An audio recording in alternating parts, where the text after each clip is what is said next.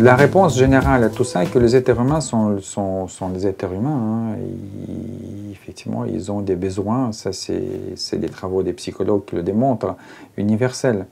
Et dans aucune culture, les individus ne sont pas contents quand on les traite en tant que des êtres inférieurs. Ce que moi j'appelle l'égalité intrinsèque. C'est le premier principe autour duquel on commence à construire et transformer l'entreprise. Quand on manque à des gens de la confiance, du respect, de considération, de la bienveillance, il n'y en a aucune culture dans le monde où les gens applaudissent à ça. Aucune. Maintenant, ça va être traduit, la façon dont vous faites confiance à des gens, vous le donnez de considération, ça va être traduit différemment en Chine. Et d'ailleurs, il y a une grosse différence entre la région de Pékin et quand vous allez dans le sud, en Chine. En Chine, c'est un empire en lui-même. Il y a des différences régionales.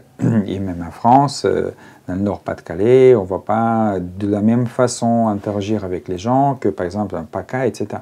Donc, oui, mais ça ne veut pas dire que les gens sont différents.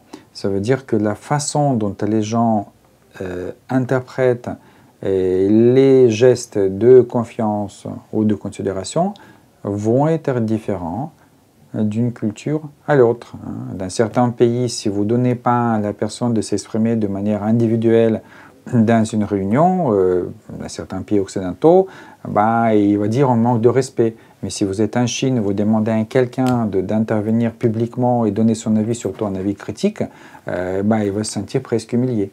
Donc, il faut prendre en compte ça, mais ça ne veut pas dire que cette personne-là n'a pas envie de dire ce qu'il pense. Mais peut-être il faut trouver la façon par laquelle vous montrez que vous avez confiance en lui et respecter son intelligence. Donc, d'où le rôle, personne n'a dit que le rôle de manager, c'est un simple rôle.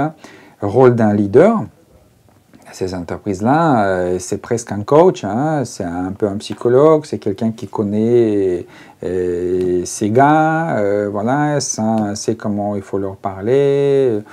Voilà, si ça aurait été simple. C'est beaucoup plus simple de donner des ordres. Le problème, c'est qu'après, rien ne se passe.